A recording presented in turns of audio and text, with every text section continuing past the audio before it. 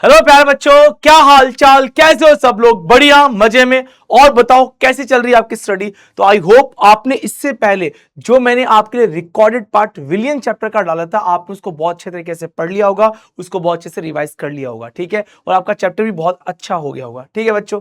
तो आज हम डिस्कस करने वाले हैं हमारा नेक्स्ट चैप्टर, मतलब वैद्युत रसायन वाले चैप्टर की बात करेंगे बच्चा, ठीक है। तो देखो यार, ये वाला जो चैप्टर है ना, बहुत ही आसान सा चैप्टर है। अगर आपने ढंग से समझा तो ये आसान चैप्टर है। तो मैं तो इस चैप्टर को देखो यार ऑलमोस्ट 1 घंटे 10 मिनट या 1 घंटे 15 मिनट के आसपास में पूरा खत्म कर दूंगा, ठीक है। लेकिन फिर आप इसको अच्छे से रफ कॉपी में रिवाइज कर लेना, क्योंकि ये एक तरीके से रिवीजन सीरीज चल रही है। मतलब आपने जो पढ़ा मैं उसको अच्छे से रिवाइज करवा रहा हूं। क्या आपको मेरी बात समझ में आ गई बच्चा लोग? ठीक है, तो स्टार्ट करें आज की क्लास को। ओके, तो आज हमारा जो चैप्टर है वो है वैद्युत रसायन, ठीक है बच्चा। और आज जो हम टॉपिक कवर करने वाले, वो टॉपिक का नाम क्या है? वैद्युत रसायन। मतलब पूरा चैप्टर ही, कंप्लीट चैप्टर आज हम खत्म कर देंगे, ठीक है बच्चों। क्या बात समझ में आ गई? चलिए तो अब क्लास को स्टार्ट करते हैं। आज का टॉपिक स्टार्ट करते हैं। और आज का जो हमारा चैप्टर है प्यारे बच्चों, वैद्युत रसायन, बहुत ही प्यारा सा, बहुत ही भोला भाला चैप्टर है। देखो भैया, सिंपल सी कहानी है। आपके नैन सर ने केमिकल रिएक्शन करवा रहे थे, और केमिकल रिएक्शन को किस में कन्वर्ट कर दिया उन्होंने? वैद्युत ऊर्जा में। या वैद्युत ऊर्जा को किससे बदल दो आप? रासायनिक ऊर्जा में। तो सिंपल सी कहानी होती है प्यारे बच्चों कि हम इस चैप्टर के अंदर क्या पढ़ने वाले हैं कि जो रासायनिक ऊर्जा होती है वो वैद्युत ऊर्जा में बदल जाती है, जो वैद्युत ऊर्जा होती है वो रासायनिक ऊर्जा में बदल जाती है, ठीक है प्यारे बच्चों। यहां तक कहानी समझ में आ गई क्या? अरे जैसे सेल है, तो सेल को जैसे टॉर्च के अंदर फिट करते हो तो टॉर्च जलने लग जाता है। मतलब वो सेल के अंदर रासायनिक ऊर्जा हो रही थी जो वैद्युत ऊर्जा में कन्वर्ट कर रही थी। तो प्यारे बच्चों, यही एक सिंपल सी डेफिनेशन यहाँ पे बोली गई है कि रसायन विज्ञान की वह शाखा जिसके अंतर्गत रासायनिक ऊर्जा तथा वैद्युत ऊर्जा के परस्पर रूपांतरण और उनके मध्य संबंध का जो अध्ययन किया जाता है, वही क्या कहलाता है प्यारे बच्चों? वैद्युत रसायन कहलाता है। समझ में आ गई कहानी यहां तक? ठीक है प्यारे बच्चों। देखो प्यारे बच्चों, जो वैद्युत रसायन के अंदर हम कुछ सेल की बात करते हैं, ठीक है ना। तो यहां पे हम दो तरीके की बात करते हैं कि या तो वैद्युत ऊर्जा रासायनिक ऊर्जा में बदल जाएगी, या रासायनिक ऊर्जा किस में बदल जाएगी प्यारे बच्चों? वैद्युत ऊर्जा में बदल जाएगी। तो इसके आधार पर प्यारे बच्चों हम दो पदों का अध्ययन करते हैं, दो पद की बात करते हैं। पहला, वैद्युत अपघटनी सेल की प्यारे बच्चों बात करेंगे, ओके। एक बात करेंगे वैद्युत रासायनिक सेल, जिसमें हम गैल्वेनिक सेल की प्यारे बच्चों डिटेल में बात करेंगे, ओके। तो ये दो टाइप यहां पे हम पढ़ने वाले हैं प्यारे बच्चों। एक हम पढ़ने वाले हैं वैद्युत अपघटनी सेल, एक पढ़ने वाले हैं वैद्युत रासायनिक सेल। जो प्यारे बच्चों गैल्वेनिक सेल होता है ना, वो क्या करता है? वो ध्यान रखना, रासायनिक ऊर्जा को वैद्युत ऊर्जा में बदलता है। और जो प्यारे बच्चों वैद्युत अपघटनी सेल होता है, वो वैद्युत ऊर्जा को रासायनिक ऊर्जा में बदलता है, ठीक है। तो ये दोनों सेल अभी हम डिटेल में बात करेंगे, पूरा अच्छे से पढ़ेंगे। बस अभी थोड़ा सा इंट्रोडक्शन था जो मैंने आपको दे दिया, क्या होता है क्या नहीं होता है। तो यहां तक कहानी सबको समझ में आ गई होगी। अब देखो प्यारे बच्चों, टॉपिक पढ़ेंगे कि वैद्युत चालक क्या होते हैं। देखो प्यारे बच्चों, बहुत सिंपल सी कहानी है। मैंने कहा कि ये वैद्युत का चालक है, क्यों है? क्योंकि अपने में से धारा को प्रभावित कर रहा है। तो ऐसे पदार्थ जो अपने में से धारा को प्रभावित कर देते हैं, क्या कहलाते हैं प्यारे बच्चों? वैद्युत चालक कहलाते हैं। तो वैसे पदार्थ जिनसे होकर वैद्युत धारा प्रभावित होती है, चालक या वैद्युत चालक कहलाते हैं। दो प्रकार के पढ़ते हैं। एक पढ़ते हैं प्यारे बच्चों धात्विक, एक क्या पढ़ेंगे प्यारे बच्चों? एक पढ़ेंगे धात्विक, ध्यान देखना। एक यहां पे पढ़े जाते हैं प्यारे बच्चों धात्विक चालक, एक पढ़े जाएंगे प्यारे बच्चों यहां पे अधात्विक चालक। तो दोनों को बड़े ध्यान से समझ लेना प्यारे बच्चों, बहुत ही इंपॉर्टेंट है ये अपने लिए। तो पहला हम पढ़ेंगे यहां पे धात्विक, ठीक है। और एक पढ़ेंगे प्यारे बच्चों हम लोग इलेक्ट्रॉनिक, इसी का ये पाइप टाइप है, और यह है वैद्युत अपघटनी चालक, ठीक है। तो दो तरह के हम पढ़ रहे हैं। पहला पढ़ रहे हैं धात्विक चालक या इलेक्ट्रॉनिक चालक, और अगला हम पढ़ रहे हैं प्यारे बच्चों वैद्युत अपघटनी चालक, ठीक है। तो दोनों को बहुत डिटेल से हम बात करने वाले हैं, आराम से देखना। सर इलेक्ट्रॉनिक चालक क्या होंगी प्यारे बच्चों? जो इसमें मुक्त इलेक्ट्रॉन का प्रवाह होगा, जिसमें इलेक्ट्रॉन के कारण चालकता आती है, वो धात्विक चालक या इलेक्ट्रॉनिक चालक कहलाते हैं। और जिनमें आयनों के कारण चालकता आ जाए, मतलब इस चैप्टर में हम आयन की बात करेंगे, उनको हम बोलते हैं वैद्युत अपघटन। समझ में आ गई बात? हर एक टर्म को भी लेके चलेंगे, बस अभी आप ये टाइप है दो, अभी डिटेल में बात करते हैं। तो इसमें क्या बोलते हैं प्यारे बच्चों? इलेक्ट्रॉन का प्रवाह, मुक्त मुक्त इलेक्ट्रॉन का प्रवाह की बात करते हैं, ठीक है प्यारे बच्चों। यहां वैद्युत अपघटनी चालकों में हम क्या बात करते हैं प्यारे बच्चों? आयनों की बात करते हैं। किसमें? आयनों का प्रवाह, आयनों का मुक्त प्रवाह की बात करते हैं।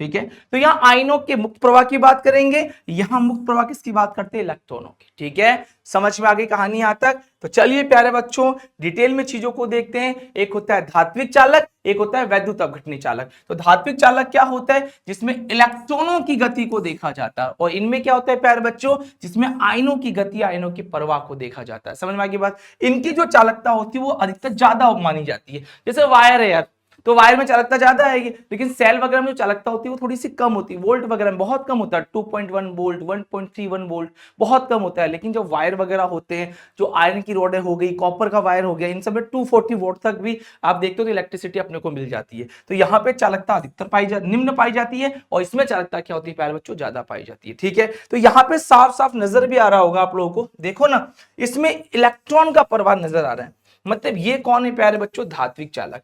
और इसमें अगर आप देख रहे हो प्यारे बच्चों, देखो एसिड, अम्ल है, सार है, लवण है, इन सब में प्यारे बच्चों एक प्लस वाला भाग है, एक माइनस वाला भाग है। क्या बात समझ में आ गई? तो यहाँ पे प्लस और माइनस की बात करते हैं, आयंस की बात करते हैं, वैद्युत अपघट्य विलयन की बात करते हैं, और यहाँ पे प्यारे बच्चों धातुओं की बात करते हैं। समझ में आ गई बात? ठीक है, ओके सर। अब सबसे पहला टॉपिक इसमें पढ़ने वाले हैं कि यार हम चालकता पढ़ने वाले हैं। अब चालकता के कुछ कुछ पॉइंट्स पढ़ेंगे प्यारे बच्चों। सबसे पहला है प्रतिरोध क्या होता है। देखो भैया, जैसे आपके नैन सर ने, देखो इनके ऊपर बिजली गिर रही थी, बिजली को थाम लिया, आगे जाके खड़े हो गए। अब आगे मेरे से आगे बिजली नहीं जा सकती है। अरे मेरे आगे पूरी जनता खड़ी है, मैं आके सामने से खड़ा होकर, बिजली गिरी, मैंने बिजली को रोक दिया, मतलब मैं बिजली को रोकने के लिए प्रतिरोध की तरह काम कर रहा हूं। तो यहां पे मैं किसकी तरह काम कर रहा हूं प्यारे बच्चों? एक प्रतिरोध की तरह काम कर रहा हूं। कुल मिला के जो वैद्युत धारा के प्रवाह में बाधा उत्पन्न कर दे, सुनना मेरी बात ध्यान से, जो वैद्युत धारा के प्रवाह में बाधा उत्पन्न कर दे उसी को हम प्रतिरोध कहते हैं। बस इतनी सी कहानी है, समझ में आ गई बात? तो प्रतिरोध का मतलब क्या होता है? वैद्युत धारा के प्रवाह में बाधा उत्पन्न। तो जो बाधा उत्पन्न हो जाती है उसी को हम क्या कहते हैं प्यारे बच्चों? प्रतिरोध कहते हैं। वेरी वेरी इंपॉर्टेंट, बहुत ज्यादा इंपॉर्टेंट है, ध्यान रखोगे। ठीक है प्यारे बच्चों, इसी के आधार पर ये बोला जाता है। अब दिमाग लगा लो यार, मेरे पास तो 2 इलेक्ट्रोड होंगे। अरे मैं सेल पढ़ रहा हूं यार, सेल में 2 इलेक्ट्रोड होते हैं, एक एनोड होता है, दूसरा क्या होता है? कैथोड होता है। ये लो भैया इलेक्ट्रोड, तो दोनों के बीच की दूरी क्या होगी प्यारे बच्चों? एल होगी। समझ की बात? और जो इस इलेक्ट्रोड का अनुप्रस्थ काट है प्यारे बच्चों, उसको हम किससे दिखाएंगे? ए से। तो ये हो गया इलेक्ट्रोड का अनुप्रस्थ काट, ये हो गया अनुप्रस्थ काट। ठीक है प्यारे बच्चों, और ये हो गई लंबाई, 2 इलेक्ट्रोड के बीच की लंबाई। यहां तक कहानी समझ में आ गई क्या? तो जो प्रतिरोध होता है प्यारे बच्चों, वो लंबाई के तो समानुपाती होता है, लेकिन प्यारे बच्चों अनुप्रस्थ काट के क्या होता है? व्युत्क्रमानुपाती होता है।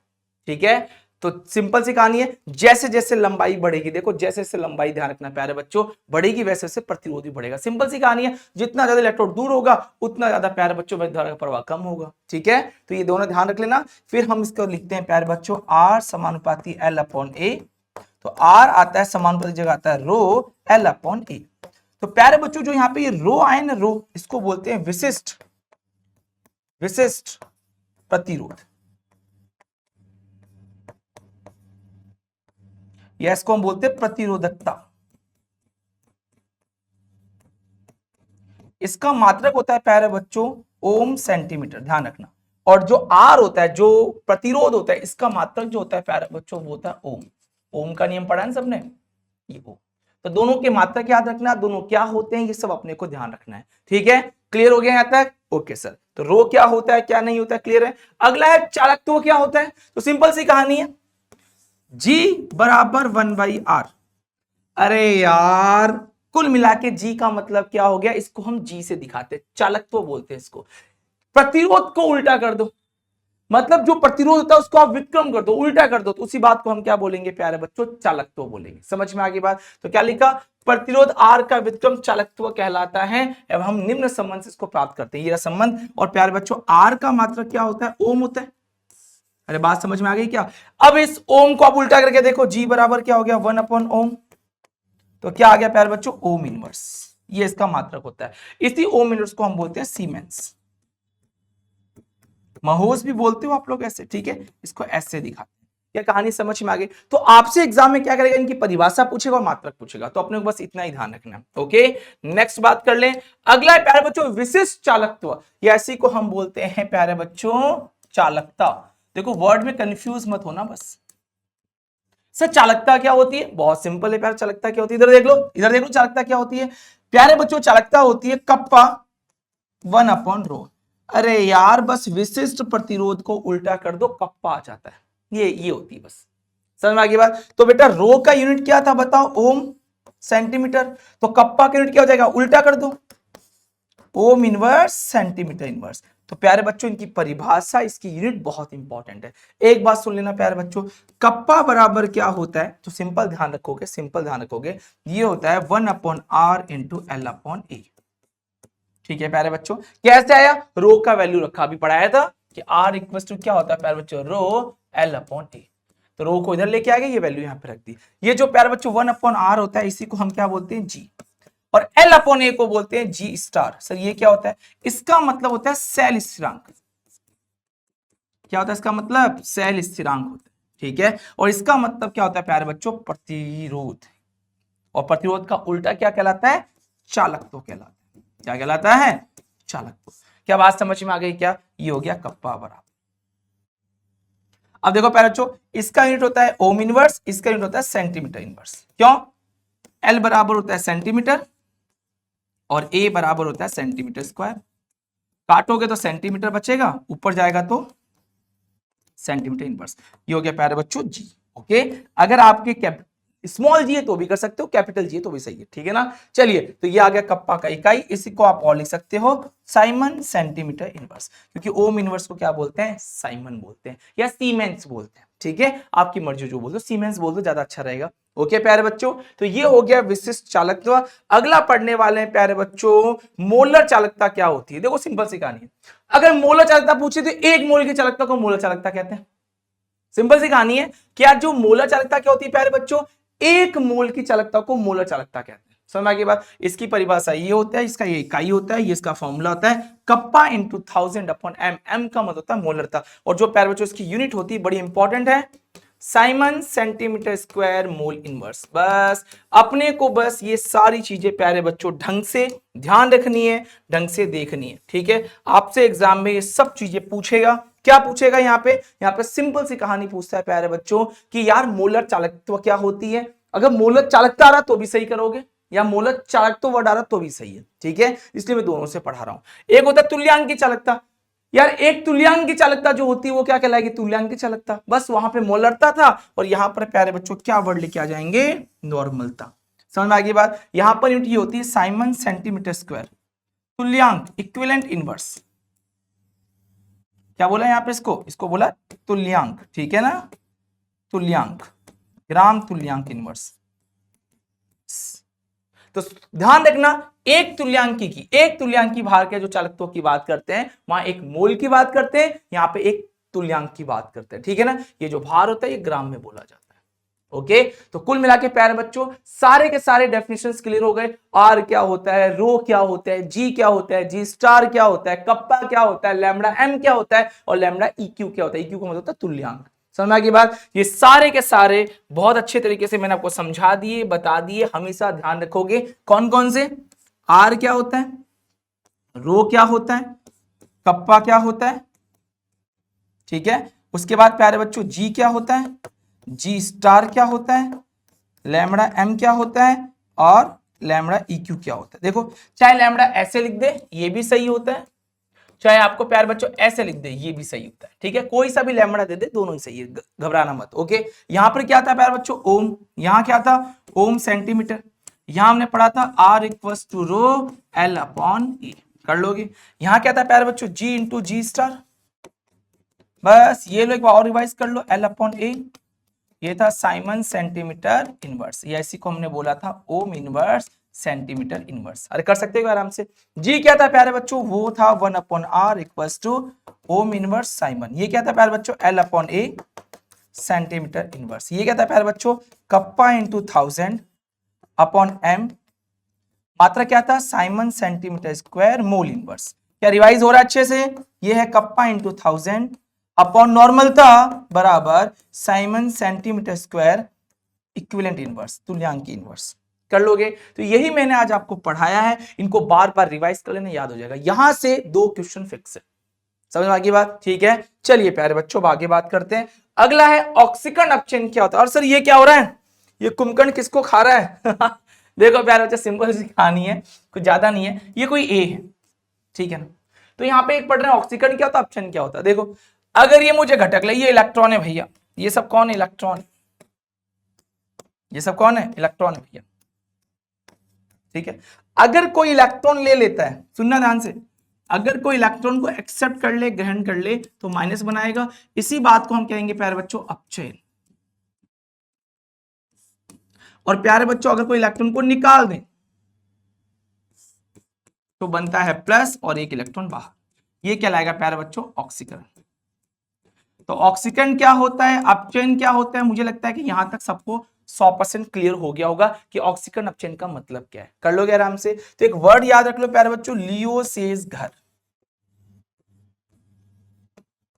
कि भैया लियोसेस घर क्या होता है। एल का मतलब होता है लॉस, ई का मतलब होता है इलेक्ट्रॉन, ओ का मतलब होता है ऑक्सीडेशन।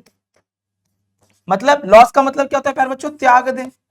भैया जो इलेक्ट्रॉन का त्याग करते हैं, जो इलेक्ट्रॉन का त्याग करते हैं ऑक्सीकरण कहलाते हैं, समझ में आ गई बात। और दूसरा प्यारे बच्चों क्या लिखा गया है, जी का मतलब गैन, गैन का मतलब होता है प्यारे बच्चों ग्रहण करना, ई का मतलब होता है प्यारे बच्चों इलेक्ट्रॉन, और आर का मतलब होता है प्यारे बच्चों रिडक्शन, अपचयन। जो इलेक्ट्रॉन का क्या कर ले, ग्रहण कर ले ले, वो क्या कहलाएगा प्यारे बच्चों, वो कहलाएगा रिडक्शन। बात समझ में आ गई क्या। तो सिंपल सी कहानी है, इलेक्ट्रॉन को निकालना, इलेक्ट्रॉन को लेना, कर लोगे आराम से। तो जैसे मैंने लिखा जेडन, जेडन से बन रहा है Zn+2, अब ये 2 इलेक्ट्रॉन निकाल रहा है, और एक बन रहा है कॉपर +2 से 2 इलेक्ट्रॉन लेके बन गया कॉपर। अरे तो यहां पर क्या हुआ, यहां पे हो गया अपचयन, और यहां क्या हो गया प्यारे बच्चों, यहां हो गया ऑक्सीकरण। बस ये 2 वर्ड अपने को ध्यान रखने थे, एक अपचयन और एक क्या हो जाएगा, ऑक्सीकरण हो जाएगा। क्या यहां तक कहानी क्लियर है क्या, ऑक्सीकरण क्या होता है, अपचयन क्या होता है, बहुत इंपॉर्टेंट है, अपने चैप्टर में भी काम आने वाला है। देखो प्यारे बच्चों सबसे इंपॉर्टेंट जो सेल आएगा, इसका एग्जांपल थोड़ा बदल देते हैं, हमने जो एग्जांपल पढ़ा वही एग्जांपल पढ़ेंगे, NaCl का नहीं पढ़ेंगे। यहाँ पे सुन लो, बहुत ही प्यारा सेल है, बहुत ही लाजवाब सेल है। अब हम पढ़ने वाले प्यारे बच्चों गैल्वेनिक सेल, गैल्वेनिक सेल बोल दो, गैल्वेनिक बोल दो, और इसी को प्यारे बच्चों आप बोलते हो प्यार से डैनियल सेल। लेकिन कई बच्चे अब इसमें कंफ्यूज बहुत हो जाते हैं कि sir Daniell cell galvanic cell एक ही होता है क्या। मेरी बात ढंग से अगर समझ गए तो कभी कंफ्यूजन में नहीं रहोगे जिंदगी में। सुन लो, देखो प्यारे बच्चों, ये जो हम सेल पढ़ने वाले हैं गैल्वेनिक सेल पढ़ने वाले, ठीक है। गैल्वेनिक सेल का एक छोटा सा पार्ट कौन होता है, डैनियल सेल। जिस सेल के अंदर जिंक और कॉपर की बात कर ली जाती है उस सेल को हम डैनियल सेल कहते हैं, और इसी डैनियल सेल को हम गैल्वेनिक सेल भी बोलते हैं। गैल्वेनिक सेल क्या काम करता है प्यारे बच्चों, तो पहली बात ध्यान रखना, यहाँ पे रासायनिक ऊर्जा को, जो रासायनिक ऊर्जा होती है प्यारे बच्चों, उसको वैद्युत ऊर्जा में बदलता है। सबसे पहली बात तो आपको यही पता होनी चाहिए, ठीक है। इस सेल की एक खासियत होती है प्यारे बच्चों, इसमें जिसका इलेक्ट्रोड काम में लेते हो उसी का विलियन भी काम में लिया जाता है। जैसे मैंने कहा ये जिंक है, तो जो विलियन होगा प्यारे बच्चों वो भी क्या होगा, उसका विलियन होगा, ZnSO4, इलेक्ट्रोड उसी का विलियन, ठीक है। मतलब जो मेटल होगा उसी का आयन होना चाहिए। यहां पर भी प्यारे बच्चों ये कॉपर है तो इसका विलियन क्या कहलाएगा, कॉपर सल्फेट, ठीक है। एक वर्ड याद रखना सभी प्यारे बच्चे, एलॉन करके, ठीक है। कौन सा वर्ड, एलॉन। ए का मतलब होता है प्यारे बच्चों एनोड, एल का मतलब होता है लेफ्ट साइड, ओ का मतलब होता है ऑक्सीडेशन, ऑक्सीकरण, और एन का मतलब होता है प्यारे बच्चों नेगेटिव। मतलब अगर कभी भी आप एक गैल्वेनिक सेल बना रहे हो तो उसमें मुझे कैसे पता चलेगा कौन एनोड पे कौन कैथोड पे, भैया मैं कैसे पता लगाऊंगा। तो यहां पर ट्रिक याद रखनी है, एलॉन। ए का मतलब क्या होता है, एनोड। मतलब जो नेगेटिव वाला पार्ट होगा उसको मैं एनोड बोलूंगा, और जो पॉजिटिव वाला पार्ट होगा उसको मैं कैथोड बोलूंगा। क्या बात समझ में आ गई। और एक बात 100% ध्यान रखोगे कि जो एनोड वाला पार्ट होता है वहां पे हमेशा ऑक्सीकरण होगा, ऑक्सीडेशन होगा। मतलब इस वाले पार्ट पे प्यारे बच्चों हमेशा क्या होने वाला है, ऑक्सीकरण होने वाला है, और इस वाले पार्ट पे हमेशा क्या होगा प्यारे बच्चों, अपचयन होगा। ठीक है, ये प्यारे बच्चों लवण सेतु है। क्या है ये? लवण सेतु। यू आकार की नली होती है प्यारे बच्चों, ये क्या करती है? परिपथ को पूरा करती है, दोनों विलयन को मिक्स नहीं होने देती है, उदासीनता बनाए रखती है। इसके तीन प्रमुख काम है। और ये प्यारे बच्चों बनी होती है केसीएल से, KNO3 से। बड़ा इंपॉर्टेंट है, ये याद रख लेना, KCl KNO3 से बनी होती है। यू टाइप की ट्यूब होती है, जिलेटिन भरा होता है इसके अंदर, अगर अगर का सॉल्यूशन होता है। ठीक है प्यारे बच्चों, ठीक है, क्लियर हो गया। तो कुल मिलाकर मुझे इतना समझ में आ गया कि दो भैया रॉड है, एक एनोड एक कैथोड है। एक तरफ प्यारे बच्चों ZnSO4 भरा है, एक तरफ कॉपर सल्फेट भरा है। ठीक है, अब दिमाग लगा लो, इसमें जो ये आयन आपने भरे हैं प्यारे बच्चों, ये कौन सा आयन? इसमें Zn+2, इसमें कौन है प्यारे बच्चों? कॉपर+2। SO4 2 दोनों तरफ सेम होता है, तो लिखने की जरूरत नहीं है। तो सिंपल है, जो धातु उसी का आयन है, जो धातु उसी का आयन है। तो सबसे पहले यहाँ पे रिएक्शन लिखते हैं प्यारे बच्चों, ध्यान से समझना है रिएक्शंस को, बड़ी इंपॉर्टेंट है। नंबर 1, हमसे पूछेगा कि एनोड पे रिएक्शन करके बताओ। तो एनोड पे कौन है प्यारे बच्चों? जिंक है। तो जिंक क्या करता है? 2 इलेक्ट्रॉन का त्याग करता है और बना लेगा Zn+2, 2 इलेक्ट्रॉन का हो गया त्याग। तो एनोड पे क्या हुआ प्यारे बच्चों? ऑक्सीकरण हुआ, क्योंकि 2 इलेक्ट्रॉन निकाले गए। यहां तक कहानी 100% समझ में आ गई, दिमाग में घुस गई प्यारे बच्चों। ओके, दूसरी तरफ अगर हम बात करें प्यारे बच्चों कैथोड, कि भैया कैथोड के साइड में क्या हो गया? अपचयन। तो अपचयन कौन करेगा? जिसके पास इलेक्ट्रॉन नहीं होंगे उसको इलेक्ट्रॉन लेने होंगे। तो इसमें कॉपर+2 क्या करता है प्यारे बच्चों? 2 इलेक्ट्रॉन लेके कॉपर में बदलता है। तो यहां पर क्या हो रहा है? अगर आप थोड़ा सा दिमाग लगा रहे हो, थोड़ा सोच पा रहे हो, तो यहां पे इसमें जा रहे हैं, देखो ये जिंक था, Zn+2 में जा रहा है। ठीक है, और इलेक्ट्रॉन इस तरीके से इधर की तरफ जाते हैं, ये इलेक्ट्रॉन लेता है। अब कॉपर+2 इस पे जाके निक्षेपित हो रहा है। समझ में आ गई बात? तो ये वाली रोड पतली हो जाती है, ये वाली रोड मोटी हो जाती है। ठीक है, तो ये दोनों चीज ध्यान रखना। ये लो भैया, ये मैंने पूरा कार्यक्रम आपका कर दिया, 2 से 2 गया। इधर क्या बच गया? देख लो, Zn कॉपर+2, इधर क्या बच गया? Zn+2 copper. ठीक है भैया, यहां तक कहानी ध्यान रखोगे क्या? इंपॉर्टेंट है। सेल रिएक्शन लिखना अपने को, सेल अभिक्रिया बोलेगा, सेल अभिक्रिया लिखो, पढ़ रखा है ना सब कुछ। सेल अभिक्रिया कैसे लिखेंगे सर? सेल अभिक्रिया बड़ा आसान है लिखना। क्या करना है? सबसे पहले मेटल आयन, आयन मेटल, मतलब पहले उधर का क्या हुआ बताओ? Zn+2 मतलब देखो, Zn+2 मतलब बीच में कौन आया? लवण सेतु, लवण सेतु आ गया। फिर कौन आया? कॉपर+2 से कॉपर। ये लो भैया, ये रहा सेल।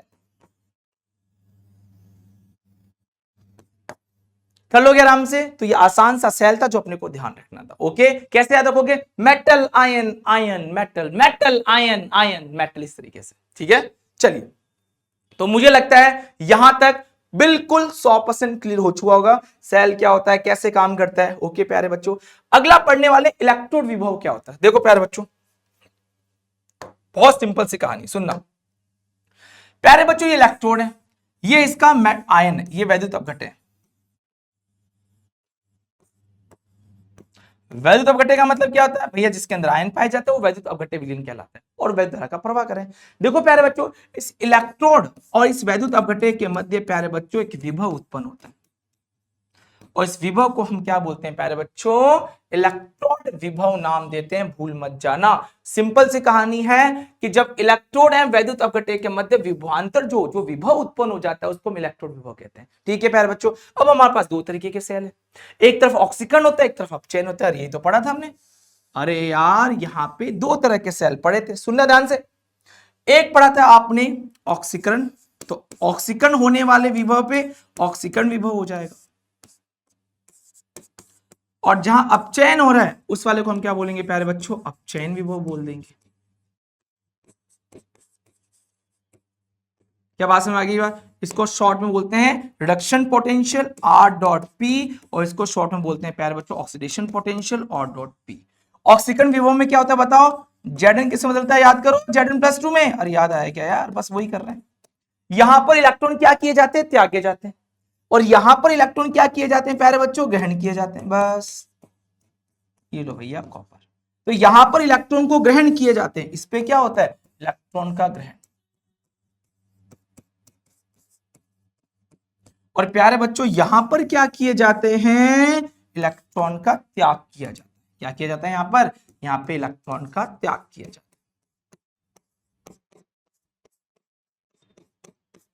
तो सिंपल से अपने को ध्यान रखना कि इलेक्ट्रोड विभव क्या होता है। तो पूछ ले तो क्या बोलोगे कि भैया इलेक्ट्रोड और उसके विलियन, विलियन कौन सा? जो भैया वैद्युत अपघट्य का विलयन है, इसका खुद का जो विलयन है, उसके मध्य जो विभव या विभवांतर उत्पन्न होता है उसी को हम इलेक्ट्रोड विभव कहते हैं। ठीक है प्यारे बच्चों, दो तरीके का होगा, एक ऑक्सीकरण और एक अपचयन। कर लोगे आराम से? ठीक है सर। चलिए अगला प्यारे बच्चों, मानक इलेक्ट्रोड विभव क्या होता है सर? देखो प्यारे बच्चों, ये जो इलेक्ट्रोड विभव आपने पढ़ा है ना, इसकी सांद्रता को 1 m कर दो, ताप फिक्स कर दो, दाब फिक्स कर दो। जब सब फिक्स कर दोगे तो उसको हम क्या बोलेंगे प्यारे बच्चों? मानक। क्या क्यों बोलेंगे? जब किसी धातु की छड़ को एक दाब, एक वायुमंडलीय दाब, 25 डिग्री सेल्सियस ताप और 1 मोलर सांद्रता पर उसी धातु के लवण के विलयन में डुबाया जाता है होता है, तो उस धातु के सतह पर एक विभव उत्पन्न होता है जिसे मानक इलेक्ट्रोड विभव कहते हैं। अरे उसी को ही बोल रहे हैं, बस इस बार चीजें फिक्स कर दी।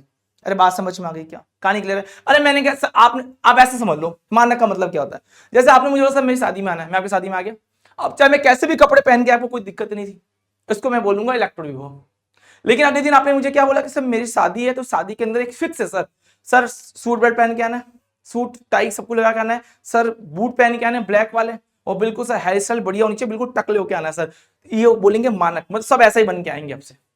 बात समझ में आ गई? इतनी खतरनाक शादी मत कर लेना तुम लोग, है ना। चलिए क्या यहाँ तक कहानी क्लियर है? मतलब मानक की बात करते हैं, मतलब ये हो गया प्यारे बच्चों की इस विलयन के अंदर एक इलेक्ट्रोड तो डूबा रहेगा, ठीक है, लेकिन इसकी जो सांद्रता है वो कितनी होनी चाहिए? 1 मोलर। जो इसका ताप है वो कितना होना चाहिए? 25 डिग्री सेल्सियस, मतलब 298 केल्विन होना चाहिए प्यारे बच्चों। और प्यारे बच्चों जो इसका दाब है 1 atm होना चाहिए। अगर ये है, और जब इनके बीच में अगर विभवांतर उत्पन्न हो रहा है, देखो यहां अगर विभवांतर उत्पन्न हो रहा है तो इसको बोलेंगे मानक इलेक्ट्रोड विभव।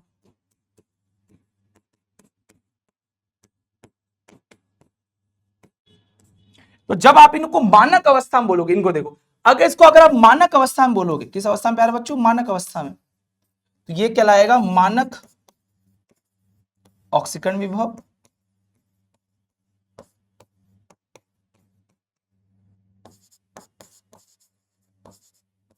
और जब प्यारे बच्चों इसको आप पढ़ोगे तो ये कहलाएगा मानक अपचयन विभव। मानक कब बोल रहे हैं? मानक फिक्स कर दिया यार, टेम्परेचर फिक्स कर दिया, ताप फिक्स कर दिया, हम सांद्रता फिक्स कर दी, इसको बोलेंगे मानक अपचयन विभव।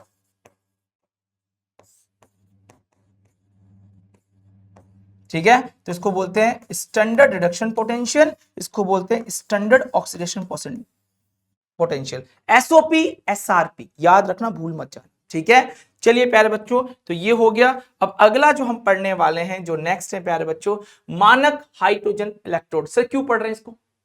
प्यारे बच्चों इसको संदर्भ इलेक्ट्रोड भी कहते हैं। क्यों कहते हैं उसको बता रहा हूं अभी। संदर्भ इलेक्ट्रोड, देखो प्यारे बच्चों, हमें हर एक सेल के पीछे अगर आपको पता हो तो विभव लिखे होते हैं।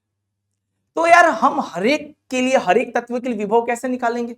तो जैसे मान लो मुझे मेरा वेट निकालना, तो मैं कैसे वेट निकालूं? तो आप बोलो सर तराजू रहता है, तराजू के एक छोर पे आप बैठ जाओ, उधर बाट रखते चलेंगे सर, 1 kg 2 kg 3 kg। अगर वहां पे सर बाट जितने, आप दोनों तराजू जब बराबर हो जाएंगे तो हम मान लेंगे सर 70 या 75 किलो के हो सर। मतलब आपने देखा कि बाट को देखा कि बाट कितने केजी का, तो सर उतने केजी हो जाएंगे। इसी तरीके से प्यारे बच्चों, अगर मुझे किसी का भी अगर इलेक्ट्रोड विभव, अगर किसी का मानक इलेक्ट्रोड विभव निकालना है, तो मुझे एक ऐसे इलेक्ट्रोड की आवश्यकता पड़ गई प्यारे बच्चों, जिसका वैल्यू कितना होना चाहिए? जिसका इलेक्ट्रोड विभव का मान 0 होना चाहिए। तो हमने क्या किया प्यारे बच्चों, जैसे मान लो मैंने कहा कि ये हाइड्रोजन इलेक्ट्रोड है, इसको मैंने 0 मान लिया। अब इसके रेस्पॉन्स में जो भी दूसरा इलेक्ट्रोड रखूंगा, तो जो वोल्ट मीटर होता है, जो गैल्वेनोमीटर आप वोल्ट मीटर लगा रखते हो, वो जो रीडिंग देगा वो किसकी देगा? सिर्फ इसकी देगा, क्योंकि ये तो 0 है। समझ में आ गई बात प्यारे बच्चा? तो कुल मिला के हमने एक ऐसा इलेक्ट्रोड बनाया जिसकी सहायता से हमने दूसरे तत्वों के इलेक्ट्रोड विभव को ज्ञात किया, मानक इलेक्ट्रोड विभव ज्ञात किया। मानक क्यों बोल रहे हैं भैया? सांद्रता 1 m है, ताप 25 डिग्री सेल्सियस है, और दाब 1 atm है। समझ में आ गई बात? तो यहां पर बोला गया प्यारे बच्चों, विभिन्न प्रकार के इलेक्ट्रोडों का इलेक्ट्रोड विभव ज्ञात करने के लिए एक मानक इलेक्ट्रोड का निर्माण किया गया, जिसे मानक हाइड्रोजन इलेक्ट्रोड कहते हैं। ठीक है प्यारे बच्चों, कैसे बनाया गया? तो एक पात्र में HCl का विलयन भरते हैं, समझ की बात। उसके अंदर प्यारे बच्चों सांद्रता उसकी कितनी होती है? 1 m होती है सांद्रता, ताप 25 डिग्री सेल्सियस होता है। इस विलयन में प्यारे बच्चों एक कांच की नली के द्वारा प्लेटिनम की तार की प्लेट लटकी रहती है, और कांच की नली में 1 atm दाब पर H2 गैस भरी रहती है। ठीक है प्यारे बच्चों, तो ये रहा वो हाई SHE, इसको बोलते हैं शॉर्ट फॉर्म में SHE, स्टैंडर्ड हाइड्रोजन इलेक्ट्रोड। ठीक है प्यारे बच्चों, समझ में आ गई बात। तो देखो प्यारे बच्चों, इसमें विलियन 1 m का विलियन डूबा हुआ है, सुनना ध्यान से, 1 m का विलियन डूबा हुआ प्यारे बच्चों H प्लस आयन का। ये प्यारे बच्चों प्लेटिनम की रॉड है, देखो ये तो कॉपर का वायर है इसके अंदर, ठीक है। ये प्यारे बच्चों प्लेटिनम का, देखो ये रहा, देखो इस तरीके से, देखो एक प्लेटिनम के वायर से, देखो ऐसे, देखो ये रहा प्लेटिनम फॉइल, ये प्लेटिनम होता है, क्या है ये प्लेटिनम, प्लेटिनम का टुकड़ा लटका दिया यहाँ पे, ठीक है प्यारे बच्चों, और इधर से हम H2 गैस डाल रहे हैं। क्लियर हो गया। तो यहां पे अपने को ध्यान रखना है प्यारे बच्चों, और इसके लिए हमने इलेक्ट्रोड विभव का मान कितना पाना है प्यारे बच्चों, जो इसके लिए ई नॉट सेल, या आप बोल सकते हो इसका जो ई नॉट होता है वो कितना होता है, 0 होता है, ठीक है। अब इसमें भी 2 हिस्से होंगे, एक अभिक्रिया होती है प्यारे बच्चों एनोड पे, और एक अभिक्रिया होती है प्यारे बच्चों कैथोड पे। तो एनोड पे क्या होता है प्यारे बच्चों, इलेक्ट्रॉन निकाले जाएंगे, तो एनोड पे यहाँ पे H2 गैस होती है प्यारे बच्चों, इसमें से क्या करते हैं हम 2 इलेक्ट्रॉन को निकाल के बना लेते हैं 2H प्लस, और 2 इलेक्ट्रॉन बाहर निकल गए, ठीक है। तो कुल मिला के इसके अंदर क्या हुआ प्यारे बच्चों, इसके अंदर हमने क्या किया, हमने H2 से क्या बनाया H प्लस, और कौन सी रोड पे रखा है प्यारे बच्चों, प्लेटिनम रोड पे। ये ऑक्सीकरण करवा रहे हैं तो ये ऑक्सीकरण विभव हुआ, समझ में आ गई बात, इसका भी मान 0 माना जाएगा। और अगर आप कैथोड पे अपचयन करवा रहे हो, रिडक्शन करवा रहे हो, तो प्यारे बच्चों कैसे होगा, अब ये 2H प्लस क्या करेगा, यहाँ 2 इलेक्ट्रॉन ले लेगा, कौन सी गैस बना लेगा, H2 गैस। यहां पर भी क्या होता है प्यारे बच्चों, देखो ध्यान रखना, यहाँ पे जो H प्लस है वो H2 में बदलता है, और ये फिर पीटी की रोड आती है। तो यहां पे ऑक्सीकरण की बात करते हैं, यहां पे अपचयन की बात करते हैं, ठीक है ना। तो ऑक्सीकरण किया तो ऑक्सीकरण विभव बोला गया, ये ऑक्सीकरण का विभव, और ये प्यारे बच्चों अपचयन का विभव। और मानक अवस्था में है तो आप इसको मानक बोल दो, कोई दिक्कत नहीं है, इसको भी क्या बोलते हो प्यारे बच्चों, मानक बोल, ठीक है। दोनों के लिए जो ई नॉट का वैल्यू होता है प्यारे बच्चों 0 माना जाता है, चाहे इसके लिए हो चाहे इसके लिए हो, मानक हो चाहे ऑक्सीकरण हो चाहे अपचयन हो, क्योंकि हमने बोला कि इसको हम 0 मानेंगे, इसके रेस्पॉन्स में दूसरे को निकालते, ठीक है। तो ये पूरा सेल का डेरिवेशन हो गया, अपने को ध्यान रखना है कि सेल कैसे काम करते हैं। अगला है प्यारे बच्चों कि सर ये ईएमएफ तथा सेल विभव क्या होता है, सुनना प्यारे बच्चों ध्यान से, यहां पर सेल विभव की बात की जा रही है। देखो यार सुनना ध्यान से, एक इलेक्ट्रोड की बात करो, देखो अगर 2 इलेक्ट्रोड अलग अलग हो, ये 2 इलेक्ट्रोड देखो, तो जब 2 इलेक्ट्रोडों के मध्य, किसी गैल्वेनिक सेल में जब 2 इलेक्ट्रोडों के मध्य जब विभवांतर उत्पन्न हो जाए, देखो विभवांतर, तो उसको बोलेंगे सेल विभव। क्या बोलेंगे प्यारे बच्चों, सेल विभव बोला करेंगे। और जब एक इलेक्ट्रोड और उसके विलयन के बीच होता है उसको बोलते हैं इलेक्ट्रोड विभव। कंफ्यूज मत हो ना, इलेक्ट्रोड विभव क्या था, इलेक्ट्रोड और उसके विलयन के बीच में, सेल विभव क्या था, दोनों इलेक्ट्रोड के बीच में। समझ आ गई बात। अब सुन लेना प्यारे बच्चों, अगर इसमें वैद्युत धारा प्रवाहित हो रही है, जब दोनों इलेक्ट्रोड के बीच में अगर आप विभवांतर देख रहे हो तो सेल विभव बोलते हैं। और जब सेल के अंदर वैद्युत धारा का प्रवाह नहीं होता है, और जब 2 इलेक्ट्रोड के बीच विभवांतर उत्पन्न होता है, उसको हम सेल का वैद्युत वाहक बल कहते हैं। दोनों की डेफिनेशन में कंफ्यूज मत होना, वैद्युत वाहक बल क्या बोलेंगे, जब परिपथ में वैद्युत धारा प्रवाहित नहीं हो रही होती तब हो रही हो इलेक्ट्रोड के विभव में अंतर ईएमएफ कहलाता है। सेल के विरुद्ध धारा प्रवाहित होती है तो और सेलों के विभव में अंतर को सेल विभव कहते हैं। ठीक है प्यारे बच्चों, तो सेल विभव बहुत इंपॉर्टेंट है। क्या होता है प्यारे बच्चों, ये होता है E nought cathode minus E nought anode. कर लोगे आराम से, ठीक है। ये भी प्यारे बच्चों एसआरपी की वैल्यू और ये भी एसआरपी, अपचयन विभव लिखा करते हैं दोनों के दोनों को। ठीक है, तो वेरी वेरी इंपॉर्टेंट, थोड़ा सा ध्यान रखो। मानक, नोट का मतलब क्या होता है, मानक अवस्था 1 m 25 डिग्री सेल्सियस। ठीक है, चलिए प्यारे बच्चों, तो वैद्युत वाहक बल क्या होता है, 2 इलेक्ट्रोड के बीच जो विभवांतर उत्पन्न होता है उसको सेल विभव कहते हैं। लेकिन वैद्युत धारा प्रवाहित होनी चाहिए, लेकिन अगर वैद्युत धारा का प्रवाह नहीं हो रहा है तब सेल को बोलेंगे ईएमएफ। मतलब जब सेल चुपचाप पड़ा रहता है तो सेल के ईएमएफ बोला जाता है, जब सेल को जोड़ दिया जाता है तब सेल विभव बोला जाता है। ठीक है, चलिए प्यारे बच्चों, तो मुझे लगता है कि यहां तक आप सभी को कहानी समझ में आ गई होगी कि यहां पर क्या बात की जा रही है, what is cell potential, what is cell विभव। कर लोगे आराम से, ठीक है, इजी है। Okay sir, E not cell, दोनों मंत्र समझ में आ गया। ओके, चलिए आगे बढ़ते हैं। अब आगे बात करेंगे प्यारे बच्चों, नॉन समीकरण क्या होती है। ठीक है, देखो प्यारे बच्चों, नॉन समीकरण एक रिलेशन है, एक संबंध है प्यारे बच्चों, किसके किसके बीच में, तो ये ध्यान रखना, ये सेल विभव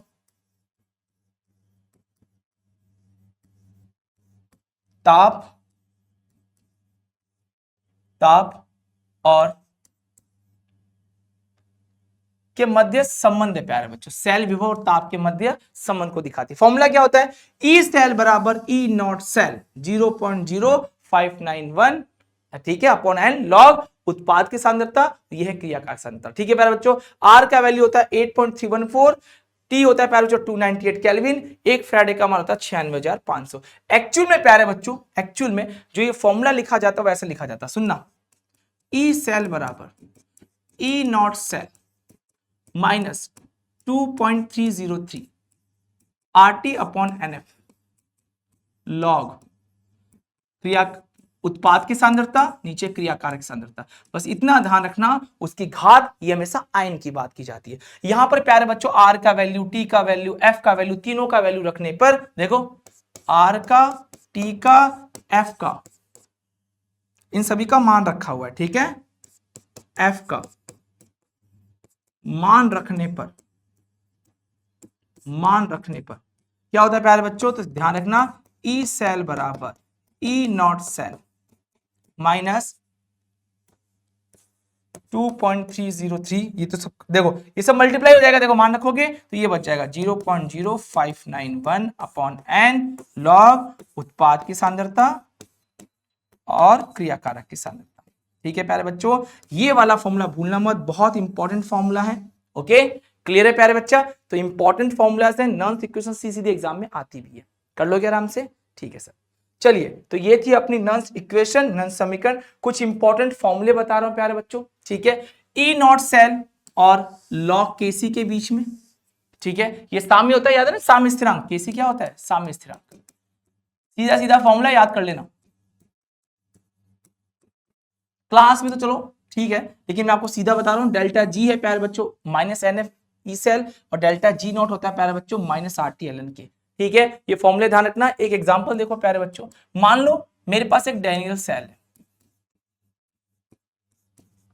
तो डैनियल सेल क्या होता है प्यारे बच्चों, सभी को पता है, बताओ क्या होता है, Zn कॉपर प्लस 2, ये क्या है प्यारे बच्चों, कॉपर प्लस Zn प्लस 2, यही तो होता है।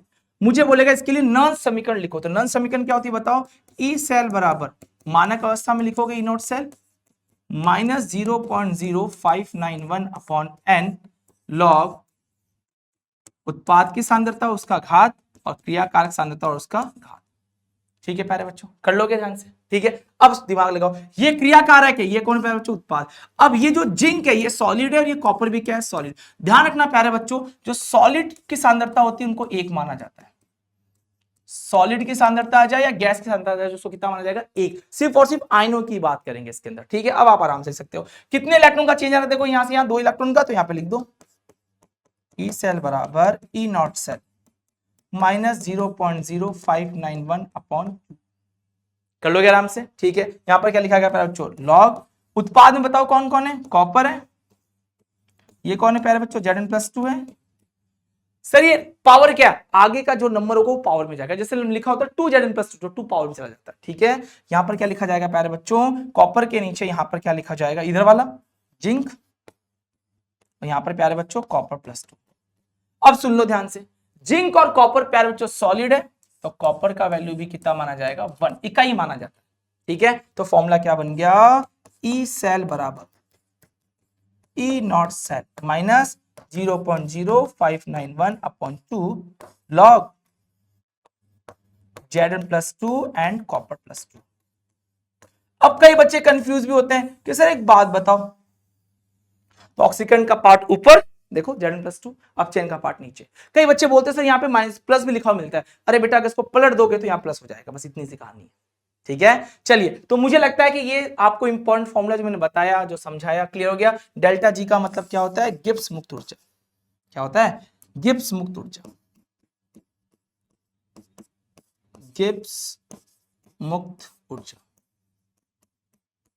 कर लोगे ध्यान से, गिब्स मुक्त ऊर्जा क्या होती है, कैसे क्या काम करती है। ओके, चलिए प्यारे बच्चों, अब हम बात करने वाले हैं नेक्स्ट फैराडे के वैद्युत अपघटन के नियम। बहुत इंपॉर्टेंट प्यारे बच्चों, फैराडे का नियम बड़ा इंपॉर्टेंट है। सबसे पहले से ये वैद्युत अपघटन क्या होता है सर, देखो प्यारे बच्चों, मैंने सिंपल सी बोली, वे पदार्थ जो जलीय विलयन में आयन देते हैं और वैद्युत धारा का प्रवाह करते हैं वैद्युत अपघटनी विलयन कहलाते हैं, और जो नहीं करते वो वैद्युत अनअपघट्य कहलाते हैं। समझ में आ गई बात? तो सिंपल सी, बहुत सिंपल सी डेफिनेशन है प्यारे बच्चों, वैद्युत अपघटनी विलयन वे विलयन होते हैं जो आयन देते हैं पानी के अंदर और क्या प्रवाहित करते हैं प्यारे बच्चों, वैद्युत धारा का प्रवाह करते हैं, वैद्युत अपघटनी सेल कहलाते हैं। ठीक है प्यारे बच्चों, तो यहां पर भी इसका एक काम करते हैं, इसको भी हम एक बार डिटेल में देख लेते हैं प्यारे बच्चों कि सिर्फ वैद्युत अपघटनी सेल एवं वैद्युत अपघटन का मतलब क्या होता है। चलो प्यारे बच्चों अब इसके लिए बात कर लेते हैं। देखो वैद्युत अपघटनी सेल क्या होते हैं प्यारे बच्चों, जो वैद्युत ऊर्जा प्रोवाइड करवाएंगे प्यारे बच्चों, और वैद्युत ऊर्जा से क्या होगा प्यारे बच्चों, रासायनिक ऊर्जा में परिवर्तित होंगे। पहली बात तो ये ध्यान रखना, हमें तो सबसे पहले यही बात अपने को ध्यान रखनी है कि जो वैद्युत ऊर्जा को रासायनिक ऊर्जा में परिवर्तित कर देते हैं प्यारे बच्चों, वो वैद्युत अपघटनी सेल कहलाते हैं। ये वैद्युत अपघटन क्या होता है प्यारे बच्चों, तो वैद्युत धारा प्रवाहित करके वैद्युत अपघटे के अंदर जो पदार्थ होता है उसको हम तोड़ देते हैं। क्या करते हैं, तोड़ देते हैं, उसके प्लस और माइनस में, उसको वैद्युत अपघटन कहते हैं। तो सिंपल सा बोलोगे, ऐसा विलयन जिनमें वैद्युत धारा प्रवाहित करने पर वो अपने आयनों में विभाजित हो जाते हैं, टूट जाते हैं, वैद्युत अपघटन कहलाते हैं। ठीक है प्यारे बच्चों, क्या बोलेंगे, वैद्युत धारा प्रवाहित करने पर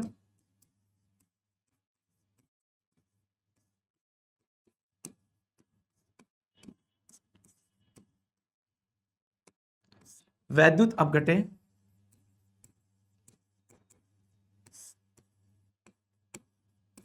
अपने आयनों में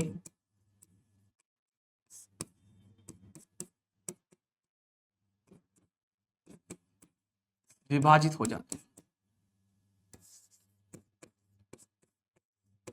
ठीक है प्यारे बच्चों, तोड़ देते हैं। ठीक है, विभाजित हो जाता है। देखो प्यारे बच्चों 10th क्लास में याद करो, आपने एक अभिक्रिया पढ़ रखी, मैं आपको बताऊं, NaCl में अगर आपने कभी पानी मिला के देखा हो, कभी याद आ जाए, अगर आपको कभी याद आ जाता अच्छी बात। ठीक है, तो यहां पर बनता था प्यारे बच्चों NaOH, यहां बनता था प्यारे बच्चों Cl2 गैस, यहां बनती थी प्यारे बच्चों H2 गैस। तो बहुत ही इंपॉर्टेंट कहानी थी वैसे, अगर आपको याद आ जाए तो ठीक है, इसके 2 मूल ले लो, इसके भी कितने मूल ले लो प्यारे बच्चों, 2 मूल ले लो। ठीक है, तो ये बहुत ही इंपॉर्टेंट कहानी थी, तो यहां पर ये 2 मूल बन जाएगा। ओके, क्लियर हो गया यहां तक, समझ आ गई बात? तो यहां पर होता है क्या प्यारे बच्चों, NaCl के विलयन में जब आप वैद्युत धारा प्रवाहित करते हो प्यारे बच्चों, तो जैसे वैद्युत धारा प्रवाहित करते हो ना बेटा जी, तो ये अपने 2 आयनों में टूट जाता है। ये आगे चल के NaCl क्या होता है, टूट जाता है, Na+ अलग, Cl- अलग। वाटर ऑलरेडी टूटा होता है, H+OH-, इसमें वैद्युत धारा प्रवाहित करके आपने Cl2 H2 गैस निकाल दी। ठीक है, अब हुआ कैसे, तो इधर आ जाओ, इधर नजर मारो एक बार, आ जाओ। देखो प्यारे बच्चों वैद्युत अपघटनी सेल में क्या होता है, एक ही पात्र होता है, लेकिन याद करो गैल्वेनिक सेल में 2 अलग अलग पात्र थे। इलेक्ट्रोड दोनों तरफ समान ही होते हैं। ये एक अक्रिय इलेक्ट्रोड होता है। अक्रिय इलेक्ट्रोड वे होते हैं जो अभिक्रिया में भाग नहीं लेते। ये कैसे इलेक्ट्रोड है प्यारे बच्चों, अक्रिय इलेक्ट्रोड। सुनते चलना, अक्रिय इलेक्ट्रोड, जैसे प्लेटिनम का, ग्रेफाइट का, ऐसे इलेक्ट्रोड को प्यारे बच्चों हम अक्रिय इलेक्ट्रोड बोला करते हैं, ध्यान रखना। ठीक है, एक हिस्सा प्यारे बच्चों एनोड का है और ये वाला हिस्सा प्यारे बच्चों कैथोड का है। ठीक है, इस पर प्यारे बच्चों ध्यान रखना, जो एनोड वाला हिस्सा होता है उस पर पॉजिटिव चार्ज होता है, इस पर नेगेटिव होता है। गैल्वेनिक सेल में बिल्कुल उल्टा था, समझ आ गई बात? लेकिन एनोड पे हमेशा ऑक्सीकरण ही होगा, इसमें हमेशा अपचयन ही होगा। अब देखो मैंने इसमें पानी डाल दिया, तो जैसे ही प्यारे बच्चों में इसके अंदर पानी डाल दूंगा, एक काम करता हूं, यहाँ पे ये मोल्टन ना लेके मैं जलीय ले लेता हूं, यहाँ पे जलीय NaCl ले रखा है। ठीक है प्यारे बच्चों, तो यहाँ पे 2 आयन होंगे, H+ और OH-। समझो ध्यान से, देखो पानी में डाला हमने, क्या डाला, NaCl। अब NaCl कैसे टूटेगा, Na+Cl- में, पानी में क्या H+ और OH- ये लो टूट जाए, देखो Na+Cl- H+ और OH-। अब जैसे ही आप बैटरी को जोड़ोगे, देखो बैटरी को जोड़ोगे, अभिक्रिया हो जाएगी, एक हिस्सा एनोड का, एक हिस्सा कैथोड का, एक तरफ पॉजिटिव चार्ज, एक तरफ नेगेटिव चार्ज। तो सुनना ध्यान से प्यारे बच्चों, यहां पर जो क्या होता है कि जो Cl- होता है प्यारे बच्चों, Cl-, ये जो आपको Cl- नजर आ रहा है प्यारे बच्चा जी, वो क्या करता है, वो जाता है, देखो माइनस वाला हिस्सा प्लस में जाएगा तो वो इसके ऊपर जाता है, और जो प्यारे बच्चों इसमें H+ वाला हिस्सा होता है वो इधर जाता है। सर सोडियम प्लस OH- क्यों नहीं गए बेटा, इनकी जो SRP की वैल्यू होती है, मानक अपचयन विभव होता है, वो कम होता है। तो आप सिंपल ध्यान रख लेना कि इसमें 2 ही चीजें, Cl- यहां पर जाता है कहां पे, एनोड पे, और H+ कहां जाता है प्यारे बच्चों, कैथोड पे। अभिक्रिया इस तरीके से होती है, सुनना, देखो देखो देखो, सबसे पहले एनोड पे रिएक्शन। अब दिमाग लगा लो, अगर आपने 2 मोल लिया है तो 2 Cl से करवा लो, 1 Cl लिया तो 1 Cl से करा दो, कोई फर्क नहीं पड़ रहा है। तो एनोड पे क्या होता है प्यारे बच्चों, Cl होता है। Cl माइनस क्या करता है प्यारे बच्चों, इलेक्ट्रॉन निकालेगा तो Cl2 बना लेगा, हाफ Cl2 बनाएगा और एक इलेक्ट्रॉन बाहर। अगर आपने प्यारे बच्चों 2 से करवा रहे हो तो 2 Cl माइनस से करवा लो और Cl2 बना के यहां पर 2 इलेक्ट्रॉन बाहर निकाल दो, आपकी मर्जी से करवा लो। सर हाफ Cl2 क्यों, क्योंकि प्यारे बच्चों Cl हुआ, H हुआ, F हुआ, Br हुआ, ये हमेशा Br2 H2 Cl2 I2 ऐसे फॉर्म में हमेशा बाहर निकलते हैं। ठीक है, चलिए अगला है प्यारे बच्चों कैथोड पे। कैथोड पे क्या होगा प्यारे बच्चों, H प्लस बैठा है 2H+, अगर एक H+ ले रहे हो तो एक इलेक्ट्रॉन दे देना और हाफ H2 गैस बाहर निकाल दे। लेकिन प्यारे बच्चों अगर 2H+ है तो आप इसको 2 इलेक्ट्रॉन दे दो और यहां पर H2 गैस बाहर निकाल। तो ये ध्यान रखना कि कैथोड पे कौन सी गैस, एनोड पे कौन सी गैस। और हमने किसकी बात कर रहे हैं, जल या NaCl की बात कर रहे हैं। कर लोगे क्या, तो यहां तक कहानी थी। ऐसे सेल को हम वैद्युत अपघटन सेल कहते हैं जिसके अंदर एक ही पाथ में दोनों इलेक्ट्रोड डूबे होते हैं, वो अक्रिय इलेक्ट्रोड होते हैं, अभिक्रिया नहीं करते। जैसे वहां पे गैल्वेनिक देखो, जिंक और कॉपर अभिक्रिया कर रहे थे, जिंक वाला Zn+2 में, कॉपर +2 वाला कॉपर में, लेकिन यहां पे तो केवल विलयन में अभिक्रिया हो रही है। समझ में आ गई कहानी, ठीक है। तो इंपॉर्टेंट सेल है, इंपॉर्टेंट कहानी है, अपने को सेल को ध्यान रखना है। ओके चलिए भैया, तो वैद्युत अपघटन के नियम पढ़ते हैं। तो अब वैद्युत अपघटन क्या, तो समझ में आ गया, वैद्युत द्वारा प्रभावित करके वैद्युत अपघटन को तोड़ना, अपने आयनों विभाजित कर लेना। अब यहाँ पर 2 रूल पढ़े गए। पहला रूल है प्यारे बच्चों प्रथम नियम। अब सुनो प्यारे बच्चों क्या बोलते हैं, खुद दिमाग लगाओ ना, खुद दिमाग लगाओ ना, सुनना। जितनी ज्यादा धारा प्रवाहित करेंगे, जितना ज्यादा आप इसके अंदर बैटरी से धारा प्रवाहित करोगे, जितना ज्यादा आवेश प्रवाहित करोगे प्यारे बच्चों, उतना ज्यादा Cl माइनस कहां चिपकेगा, इस प्लस के ऊपर, इस एनोड के ऊपर। अरे दिमाग लगा लो ना यार, अब थोड़ा सा कॉमन सेंस लगा लो। जितनी देर तक स्विच ऑन रहेगा पंखा चलेगा, जैसे स्विच ऑन हो गया पंखा बंद हो गया। तो यहां पर भी कोई कहानी है, ये जो आयन है वो यहाँ पे निक्षेपित हो रहा है, देखो इसके ऊपर जा रहा है। कब तक जाएगा, जब तक धारा प्रवाहित होगी, यही प्रथम नियम है।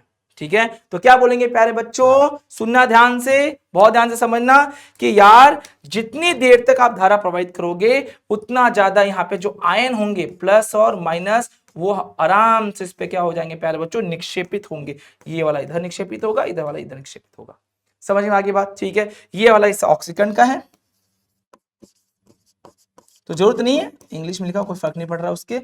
ये वाला हिस्सा प्यारे बच्चों अपचयन का है। ठीक है, तो वैद्युत अपघटन से किसी इलेक्ट्रोड पर मुक्त होने वाली पदार्थ की मात्रा प्रवाहित वैद्युत धारा की मात्रा के क्या होता है प्यारे बच्चों, समानुपाती होता है। मतलब आप जितनी मात्रा प्रवाहित करोगे, सुनना, निक्षेपित होने वाली मात्रा उसमें प्रवाहित किसके, धारा के समानुपाती होती है। ठीक है प्यारे बच्चों, W समानुपाती I या उसके आवेश के समानुपाती होती है। ध्यान रखना, W बराबर होता है प्यारे बच्चों ZQ। Z बोलते हैं प्यारे बच्चों वैद्युत रासायनिक तुल्यांक। दोनों के दोनों रूल बड़े इंपॉर्टेंट हैं, दोनों के दोनों रूल ध्यान रख लेना। ओके, वैद्युत रासायनिक तुल्यांक। ठीक है, तो W बराबर क्या हो गया, Z into I into T। प्यारे बच्चों ध्यान रख लेना, जो Q बराबर होता है वो होता है I और T।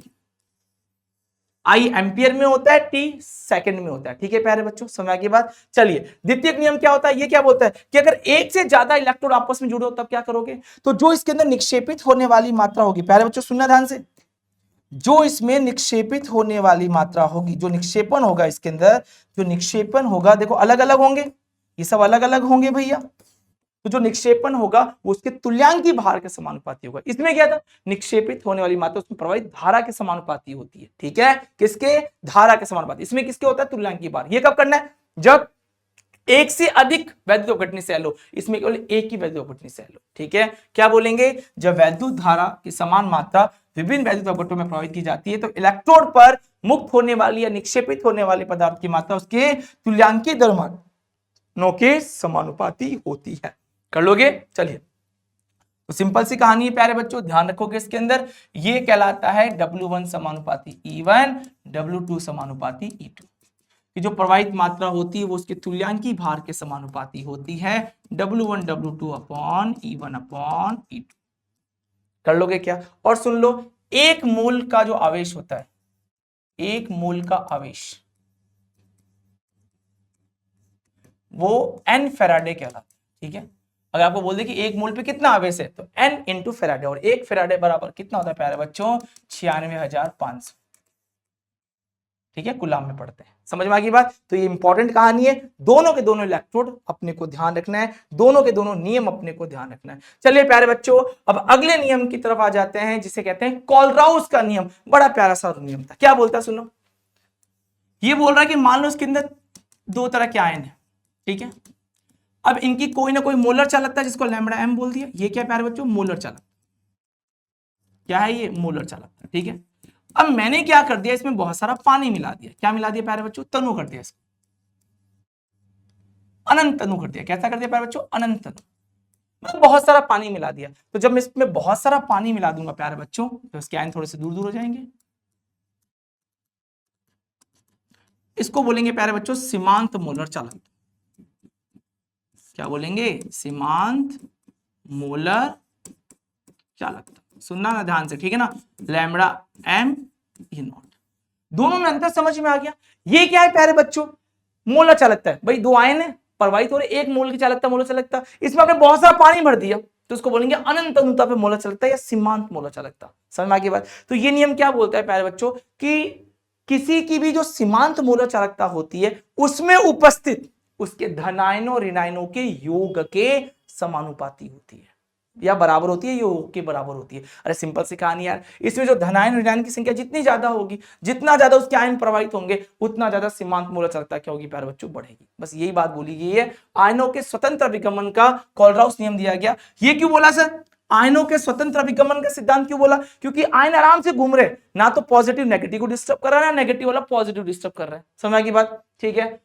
कोलराउस के इस नियम के अनुसार एक वैद्युत अपघट्य की सीमांत मोलर चालकता को उसके धनायन एवं ऋणायन के अलग अलग योगदान के योग के बराबर निरूपित किया जाता है। यही क्या कहलाती है, कोलराउस का नियम। कोलराउस नियम क्या था कि भैया अगर आपने अनंत अनुता कर दिया, बहुत सारा पानी मिला दिया, तो उस पर जो चालकता होगी उसके धनायन और ऋणायनों के योग के बराबर होगी। ठीक है प्यारे बच्चा, कर लोगे आराम से। जैसे मैंने कहा सोडियम और Cl डाल दिया इसमें आपने, तो मैं इस जिस प्रकार से सोडियम प्लस और Cl माइनस सोडियम एवं क्लोराइड आयनों के सीमांत मोलर चालकता है, तो सोडियम क्लोराइड के सीमांत मोलर चालकता कैसे होगी, ये होगी। देखो ये कुल मिला के कैसे होगी, देखो लैम्बडा NaCl किस पर निर्भर करेगा, अपने आयनों पे। जैसे मैंने ये बोल दिया, सुनना, जैसे मैंने लिख दिया CH3COH किस में निर्भर करेगा, अपने आयनों पे। CH3CO माइनस प्लस, ये लो भैया H प्लस, अपने आयनों पे निर्भर करेगा। अब दिमाग लगाओ, ये कोई एक दो तो होंगे नहीं, हजारों हो सकते हैं, तो आगे कोई ना कोई नंबर होगा, तो इसका नंबर भी हो सकता है, इसका भी नंबर हो सकता है। ठीक है प्यारे बच्चों, तो यहां पर एक हम इक्वेशन बना लेते हैं, काम करते हैं। एक इक्वेशन बनाई मैंने, lambda am not mu plus and mu minus. क्या मतलब हुआ सर? देखो प्यारे बच्चों, ये तो धनायन की बात कर रहा है, ये ऋणायन की बात कर रहा है। आप चाहो उसको ऐसे लिख दो, लैम्बडा, देखो ऐसे भी लिखा मिल जाए तो घबराना नहीं, धनायन प्लस ऋणायन, ऐसे भी लिखा मिल सकता है। और इसके आगे इसका नंबर होगा, कितने धनायन कितने ऋणायन, तो ये म्यू प्लस, ये म्यू माइनस। तो प्यारे बच्चों यहाँ पे म्यू प्लस और म्यू माइनस जो आपको लिखे गए, ये तो धनायन और ऋणायन है, लेकिन जो आगे ये लिखे गए ना, ये म्यू प्लस और म्यू माइनस, ये संख्या है। किसकी संख्या प्यारे बच्चों? आयनों की संख्या। तो मैंने क्या बोला, एक प्लस है, दूसरा क्या प्यारे बच्चों, माइनस। तो ध्यान रखना, जो इनके सीमांत मोलर चालकता होगी, इसमें बहुत सारा पानी भर दिया है, तो जो इनकी मोलर चालकता होगी वो इनके आयनों के योग के बराबर होगी। ना तो भी ये इसको डिस्टर्ब कर रहा है, ना ये इसको डिस्टर्ब कर रहा है। तू चिल्ला ले, मुझे कोई फर्क नहीं पड़ रहा है, मैं सो जाऊं तू कुछ भी कर ले, मुझे कोई फर्क नहीं पड़ रहा है। मतलब इन आयनों को एक दूसरे की मोलर चालकता से कोई मतलब नहीं है। ठीक है, स्वतंत्र अभिगमन है भैया, कोई कुछ भी कर सकता है। समझ आ गई बात? ठीक है, तो सिंपल सी कहानी थी जो अपने को ध्यान रखनी है। ओके प्यारे बच्चों, अब आते हैं वैद्युत रासायनिक सेल और वैद्युत अपघटनी सेल के अंतर में। याद करो, वैद्युत रासायनिक सेल में कौन सा सेल पढ़ रहे हो आप? Galvanic cell. कौन सा सेल पढ़ रहे हो प्यारे बच्चों? Galvanic cell. इसमें क्या होता है, रासायनिक ऊर्जा को वैद्युत ऊर्जा में बदलते हैं। यहाँ पे उल्टा होता है, वैद्युत ऊर्जा को रासायनिक ऊर्जा में बदलते हैं। ठीक है प्यारे बच्चों, इसमें रासायनिक अभिक्रिया द्वारा वैद्युत का उत्पादन होता है, इसमें उल्टा है, वैद्युत का प्रवाह करके रासायनिक अभिक्रिया करवाई जाती है। ठीक है प्यारे बच्चों, इसमें लवण सेतु की आवश्यकता होती है, लेकिन इस सेलों में किसी भी प्रकार की कोई लवण सेतु की आवश्यकता नहीं होती है। ओके प्यारे बच्चा, डन है? चलिए सर, ठीक है, डन है। अगला प्यारे बच्चों, अब बात करेंगे सेल। यहां से एक क्वेश्चन अपने एग्जाम में फिक्स है। फिक्स मतलब फिक्स है, हर साल आता है भैया, यहां से कोई ना कोई एक सेल आपसे पूछेगा। तो प्यारे बच्चों, आपको एग्जाम में सेल कैसे पूछेगा, उसका डायग्राम और उसकी अभिक्रिया।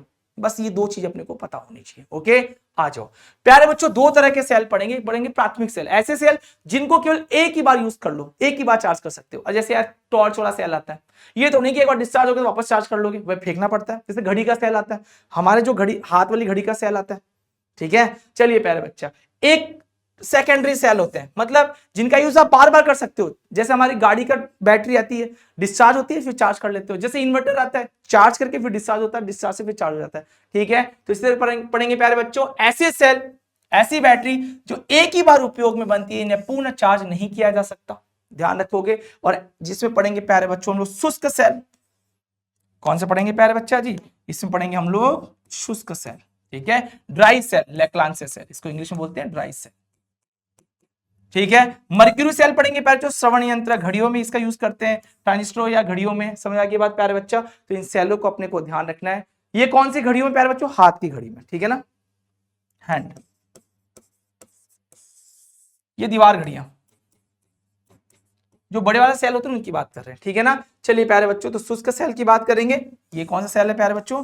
शुष्क सेल, ओके।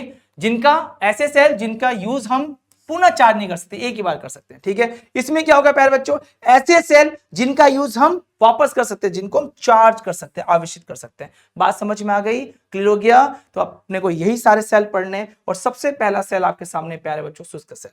देखो ये रहा वो सेल, दिख गया सभी को, बड़ा आसान सा सेल है प्यारे बच्चों। देखो क्या होता है इसके अंदर, इस सेल में क्या होता है कि ये वाला जो पार्ट होता है वो होता है, सुनना, ये ग्रेफाइट की छड़ होती है। किसकी छड़ होती है प्यारे बच्चों? ग्रेफाइट की। ये जो ग्रेफाइट की छड़ होती है वो यहाँ पे कैथोड की तरह काम करती है, ठीक है। समझ आ गई बात प्यारे बच्चों? सुन लो ध्यान से, सुन लो ध्यान से। देखो यहाँ पे लिखा हुआ भी ये सब, देखो ये ऐसे इसको इंडिकेट कर रहा है, ग्रेफाइट की छड़ है। देखो ये जो आपको दिख रहा है, ये जो बाहर की सरफेस दिख रही है आपको, ये जिंक की बनी होती है, ठीक है। किसकी होती है प्यारे बच्चों? जिंक की। और ये प्यारे बच्चों एनोड की तरह काम करते हैं। समझ आ गई बात? अब सुन लो ध्यान से, ये जो सेल है ना प्यारे बच्चों, इसके चारों तरफ ये देख रहे हो, ये जो ब्लैक ब्लैक भरा है, ये देखो ये प्यारे बच्चों ये भरा होता है MnO2 और कार्बन का मिक्सचर, कार्बन MnO2 कार्बन का मिक्सचर, ठीक है प्यारे बच्चों। और जो ये व्हाइट वाला पार्ट आपको नजर आ रहा है, ये व्हाइट वाला, ये पार्ट जो आपको नजर आ रहा है, ये वाला, इसके अंदर प्यारे बच्चों भरा होता है NH4Cl ZnCl2 का मिक्सचर। सुनना, ये सेल है पूरा। जो बाहर का जैकेट होता है, देखिए जैकेट दिख रहा है आपको, ये जिंक का होता है। लो भैया, ये जिंक का जैकेट होता है। और जो ये ऊपर ये लगा होता है, ये क्या होता है प्यारे बच्चों? ग्रेफाइट। ये ग्रेफाइट है। इसके चारों क्या लपेटा होता है? MnO2 और कार्बन का मिश्रण। समझ में आ गई बात? और प्यारे बच्चों इसके अंदर कौन सा पेस्ट भरा होता है? NH4Cl ZnCl2 का। यहाँ पे दो तरह की अभिक्रिया होती है प्यारे बच्चों। पहली अभिक्रिया होती है एनोड पे, जिसमें जिंक 2 इलेक्ट्रॉन निकालता है, ऑक्सीकरण होता है। अब क्या होगा प्यारे बच्चों? कैथोड पे होता है MnO2। अब इस विलियन में कौन है प्यारे बच्चों? NH4+, वो एक इलेक्ट्रॉन लेके MnOOH में बदल जाता है और अमोनिया गैस बाहर निकलती है। लेकिन प्यारे बच्चों ये अमोनिया गैस बहुत हार्मफुल होती है, तो इस अमोनिया गैस को बांधने के लिए 4 मोल अमोनिया को Zn+2 अभिक्रिया कर लेता है खुद से और बना लेता है एक आयन। याद रखना ये बहुत इंपॉर्टेंट आयन है प्यारे बच्चों, 4, ये 2+। तो इस अमोनिया को बांधने के लिए एक tetra ammonia zinc second ion बना लेता है प्यारे बच्चों। क्यों? क्योंकि आपके सेल में अमोनिया गैस बन गई भैया, सेल को तोड़ देगी, फाड़ देगी वो। समझ में आ गई बात? तो सिंपल से अभिक्रिया है, Zn+2 में कन्वर्ट होता है, MnO2 NH4+, एक इलेक्ट्रॉन लेके MnOH में अमोनिया गैस बाहर निकल जाती है। एग्जाम में भी अपने को ये डायग्राम बनाना है और ये अपने को ये फॉर्मूला, ठीक है। देखो प्यारे बच्चों इनकी सेल रिएक्शन थोड़ी सी अजीब सी है, तो इनकी सेल रिएक्शन अपने को याद ही रखनी पड़ेगी, थोड़ी सी अजीब अटपटी सी है, ठीक है। हम जो समझते हैं थोड़ा सा अलग है, लेकिन 4-5 बार रिवाइज करोगे आराम से कर लोगे। ओके, नेक्स्ट आ जाओ। मरकरी सेल क्या होता है सर? देखो प्यारे बच्चों ये होता है मरकरी सेल, जो हाथ की घड़ियों में छोटे छोटे सेल पहनते हैं। अब इसमें भी ध्यान से सुनना, बहुत ध्यान से सुनना, डायग्राम भी अपने को ऐसे ही ध्यान रखना पड़ेगा। सुनना, ये जो हिस्सा आपको दिख रहा है प्यारे बच्चों, ये वाला, ये एनोड होता है। ये जो एनोड वाला हिस्सा होता है प्यारे बच्चों, इसमें ध्यान रखना Zn और Hg का मिक्सचर भरा होता है। किसका? जिंक और Hg का, ठीक है। अब सुनना, इसके बाद प्यारे बच्चों जो ये वाला हिस्सा आपको दिख रहा है, देखो ये वाला, ये दिख रहा है आपको, ये नीचे वाला, ये प्यारे बच्चों कैथोड का हिस्सा होता है, इसमें HgO भरा होता है।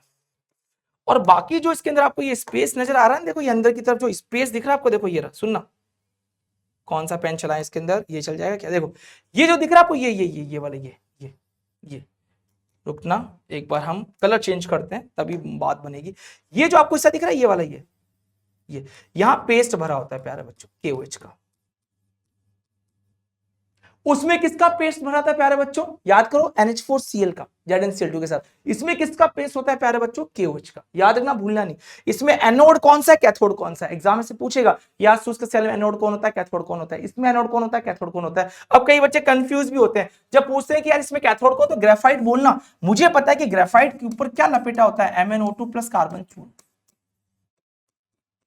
तो MnO2 कभी मत बोल देना, ग्रेफाइट ही बोलना। अगर ग्रेफाइट नहीं दिया हो तो MnO2 बोलना होता है, ठीक है, समझ में आ गई बात। इसमें क्या होगा प्यारे बच्चों, सेम कहानी है, देखो यहाँ पे जिंक क्या करता है प्यारे बच्चों, वो इसके अंदर OH माइनस होता है, KOH होता है इसके अंदर, वो उससे अभिक्रिया करके ZnO वाटर 2 इलेक्ट्रॉन बाहर निकाल देता है।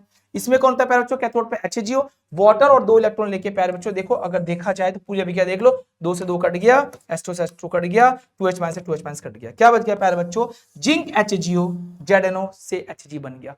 कुल मिला के यहाँ पर ध्यान रखना है अपने को प्यारे बच्चों, सिंपल सी रिएक्शन थी, तो इसको इसी तरीके से अपने को ध्यान रख लेना, ठीक है। Hg के अंदर जिंक को मिला के रखते हैं, ओके, अम्लगम बोलते हैं, क्या बोलते हैं, जिंक का अम्लगम, ठीक है। Hg चुपचाप पड़ा रहेगा, हमारा क्या बिगाड़ रहा है वो। तो यहाँ पे Zn क्या करता है, OH माइनस को लेता है और क्या बनाता है, ZnO और वाटर। फिर देखो प्यारे बच्चों, आप तो सिंपल ध्यान रखना, इससे ये बना दोगे, यहाँ HGO लिख देना, इधर का हिस्सा इधर लिख देना बस, और इधर का हिस्सा इधर लिख देना, इधर Hg और इधर 2H माइनस काट देना, ओके, सिंपल है, ओके। बस इसको बार बार रिवाइज कर लेना।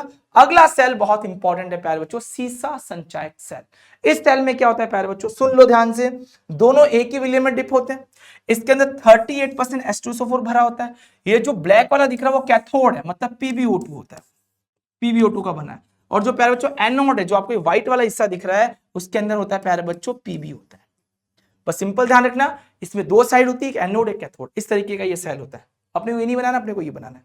रिएक्शन कैसे होती है, तो रिएक्शन मैं आपको समझाता हूं, देखो प्यारे बच्चों, सबसे पहले इसमें एनोड पे रिएक्शन समझो, और कौन से विलियम डूबा होता है, 38% H2SO4, ध्यान रखना, ठीक है। तो इसमें पेस्ट क्या हुआ, H2SO4। इसमें क्या होता है, एनोड पे क्या होता है प्यारे बच्चों, सबसे पहले जो Pb होता है, इसमें उपस्थित SO4 2 माइनस अभिक्रिया करता है। SO4 2 माइनस कहां से आ गया, अरे ये रहा वाटर के, ये रहा, अरे यार एसिड है, इसमें H प्लस भी होगा, SO4 2 माइनस भी होगा। तो क्या होगा प्यारे बच्चों, जैसी अभिक्रिया करेगा क्या बना लेगा, PbSO4, और तुरंत क्या बाहर निकालेगा, 2 इलेक्ट्रॉन, क्या बाहर निकालेगा प्यारे बच्चों, 2 इलेक्ट्रॉन बाहर निकल जाएंगे।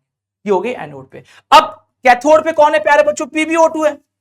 अब ये क्या करेगा, ये 2 इलेक्ट्रॉन ले लेगा, लेकिन दिमाग लगाओ यार, ये भी SO4 2 माइनस लेके Pb किससे बदलता है, PbSO4 में। मतलब कुल मिला के ये बात होगी कि PbO2 हो चाहे Pb हो, वो दोनों PbSO4 बदलते हैं। लेकिन ऑक्सीजन को भगाने के लिए हमें क्या चाहिए, H प्लस। H प्लस कहां से आएगा, अरे ये रहा यार, ये रहा H plus SO4 2 minus 2H plus है। मैंने 2 मोल ले लिए तो 4H प्लस मिल गया यहां से, ये रहा, ये इसके O2 से अभिक्रिया करके 2H2 बाहर निकाल देगा, और पूरी की पूरी अभिक्रिया ऐसे बनेगी, देख लो, ये देख लो यहां से, देखो PbSO4, देखो ये 2 इलेक्ट्रॉन से क्या कट जाएगा प्यारे बच्चों, 2 इलेक्ट्रॉन कट जाएगा, ये कर लोगे आराम से। अब दिमाग लगा लो, ये देखो SO4 2 माइनस 4H प्लस और SO4 माइनस 2 माइनस क्या बन जाएगा, PbS, यहाँ पे बन जाएगा H2SO4, ठीक है, कितने, 2 H2SO4। तो क्या बना, PbPbO2 किससे बदल जाएगा, 2 H2SO4 के साथ अभी क्या करेगा, क्या बनाएगा, 2 PbSO4 और H2SO4, ठीक है। वापस समझाता हूं, वापस देखो, सुनना, सबसे पहले एनोड पे रिएक्शन क्या हुई बताओ, PbSO4 2 माइनस लिया, क्या बना लिया प्यारे बच्चों, PbSO4, 2 इलेक्ट्रॉन निकल गए। फिर कहां हुई प्यारे बच्चों, कैथोड पे। अब 1 मोल 2 मोल आपकी मर्जी जितने ले सकते हो, PbO2, ये भी किससे करेगा, SO4 2 माइनस से, 4H प्लस लेगा ये, और 2 इलेक्ट्रॉन ये भी लेगा, और क्या बना लेगा, ये भी PbSO4, लेकिन साथ में क्या बाहर निकालेगा, 2 मोल H2। क्यों सर, सिर्फ H प्लस क्यों लिया, क्योंकि मुझे O2 को बाहर निकालना था। अब देख लो, ये 2 इलेक्ट्रॉन से 2 इलेक्ट्रॉन कट गए, इधर का हिस्सा क्या बच गया, इधर ये बच गया, इधर ये बच गया, लिख दो Pb प्लस PbO2। अब सुनना ध्यान से, अगर आपको थोड़ा सा भी नजर आ रहा है, देखो ये रहा, ये क्या बन गया, 2H2SO4, और ये प्यारे बच्चों किस में कन्वर्ट हो जाएगा, PbSO4। कितने PbSO4, एक इधर 2 PbSO4, 2 मोल H, ठीक है। ये होती है प्यारे बच्चों डिस्चार्ज की अभिक्रिया, कौन सी, डिस्चार्ज।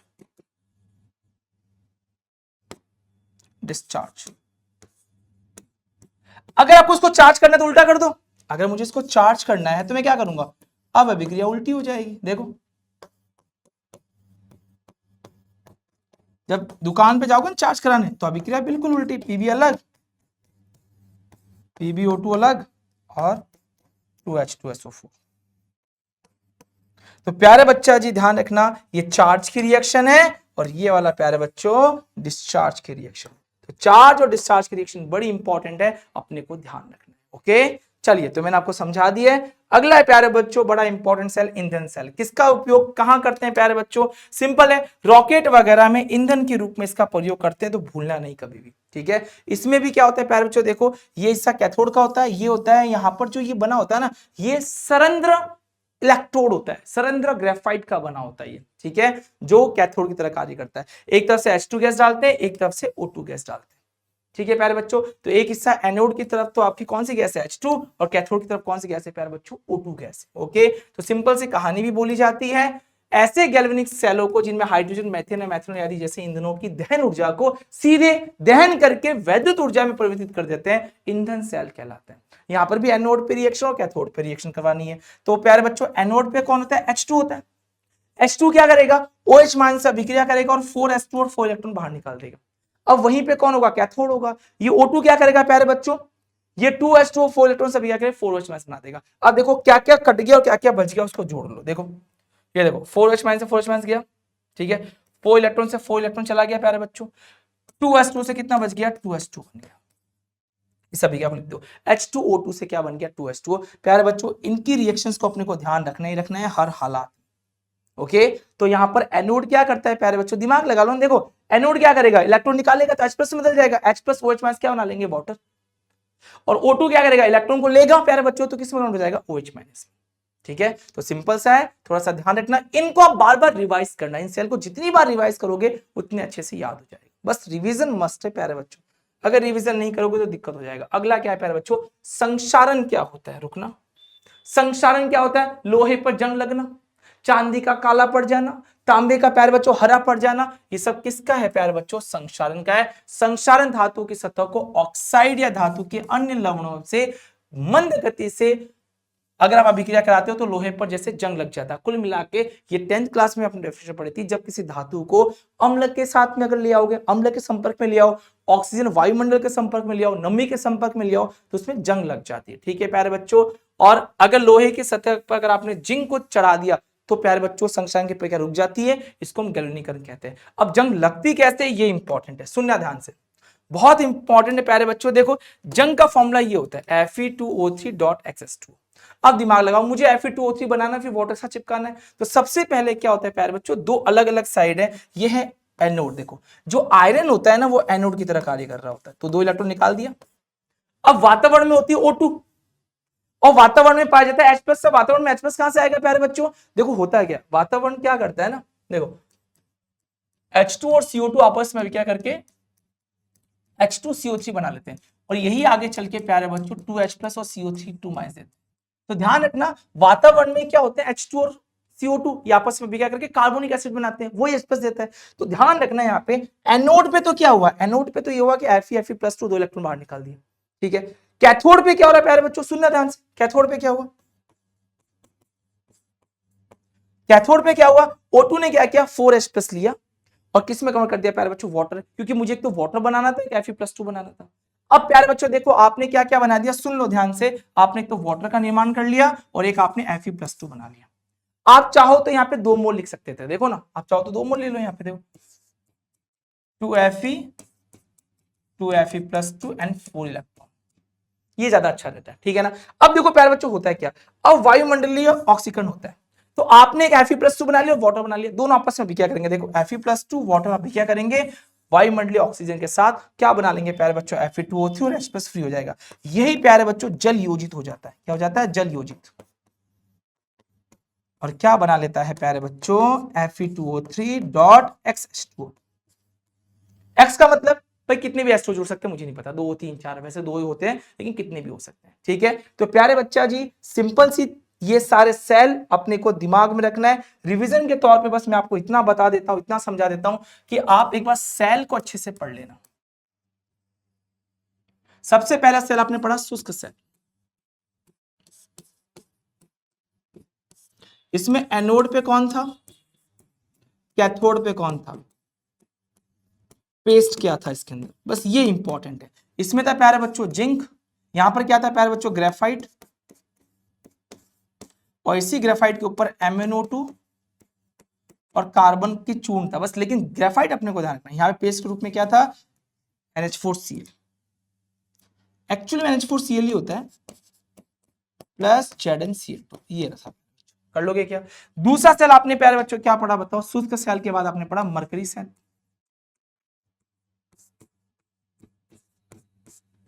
मरकरी सेल की अगर प्यारे बच्चे हम बात कर लें तो यहां पर भी क्या था, एक हिस्सा एनोड का, एक हिस्सा प्यारे बच्चों कैथोड का, और एक इसमें भी क्या था पेस्ट, पेस्ट के रूप में आपने भरा था QH। एनोड के रूप में क्या था जिंक, और जिंक मरकरी अमलगम में डूबा हुआ था, अमलगम होता है प्यारे बच्चों जिंक का, ठीक है ना। और यहां पर प्यारे बच्चों था Hg। कर लोगे? इसके बाद आपने प्यारे बच्चों पढ़ा है यहां पे, फिर पढ़ा आपने सीसा संचायक सेल।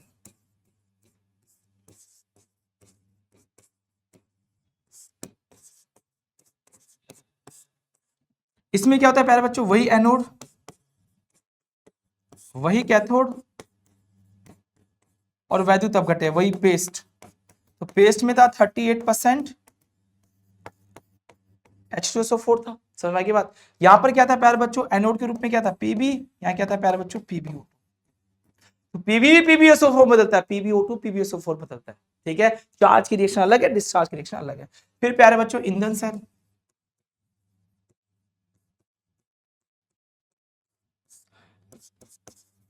एनोड से कौन सी गैस डाली जाती है प्यारे बच्चों, H2 गैस। कैथोड से कौन सी गैस डाली गई प्यारे बच्चों, O2 गैस। और पेस्ट के रूप में यहां पर प्यारे बच्चों NaOH भरते हैं। देखो प्यारे बच्चों भरते KOH भी है, लेकिन अगर आपको NaOH और KOH में अगर एक को अगर लेना हो तो आप हमेशा NaOH को लेना, ठीक है। समझ आ गई बात। तो यहां पर प्यारे बच्चों जो ये लिया गया ना, ये वाला देखो, ये NaOH है। क्लियर है यहां तक, ठीक है, समझ गए।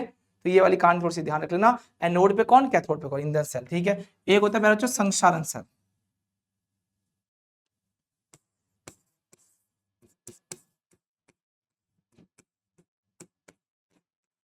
जो संक्षारण सेल होता है प्यारे बच्चों, उसके अंदर रखना, उसमें भी एक होता है एनोड का पार्ट, उस पे आयरन होता है। कैथोड का पार्ट,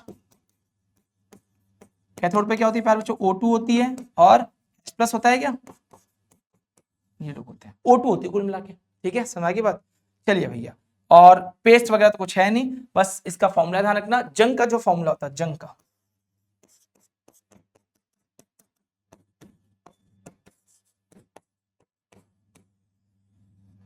ये रहा प्यारे बच्चों आपका रिवीजन हो गया, एक तरीके से मैंने सारा रिवीजन करा दिया। देखो प्यारे बच्चों मोटा मोटा सारे टॉपिक मैंने ले लिए, ऑलमोस्ट सारे टॉपिक कवर किए। अब आपका होमवर्क क्या, रिवीजन, है ना। ये मैं हूं भैया, रिवीजन कर लो, ये तुम सारे छोटे छोटे प्यारे बच्चे हो, हैं सोच रहे हैं कि मास्टर की बात मानो कि नहीं मानो। तो प्यारे बच्चों आपको क्या कर लेना है, रिविजन कर लेना है कि नयन सर की बात माननी है कि नहीं माननी है।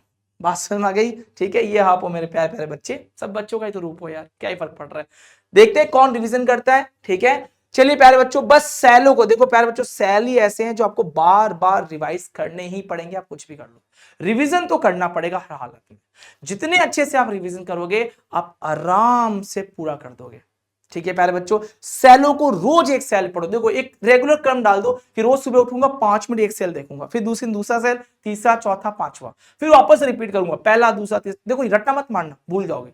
डायग्राम बनाना सीखना, एनोड कैथोड, पहले एनोड कैथोड पेस्ट बनाना सीखो, फिर अभिक्रिया करो, ठीक है प्यारे बच्चा। मुझे लगता है कि आपको मेरी सारी बातें बिल्कुल क्लियर समझ में आ गई होगी। तो देखो यार, इसी जोश और जुनून के साथ पढ़ते हैं ना, जितना मुझसे हो रखा है, मैं 1 घंटे या सवा घंटे के अंदर या 1.5 घंटे के अंदर मैं आपको पूरा चैप्टर कवर करा पा रहा हूं, ठीक है। मैं ऐसा समझ रहा हूं कि आप लोगों को कम से कम थोड़ा बहुत तो आपने पढ़ भी रखा होगा, तो भी आपको चीजें 100% समझ में आ रही होगी। ओके प्यारे बच्चों, तो नेक्स्ट टाइम मिलेंगे। ऑल द बेस्ट, जय हिंद, जय भारत।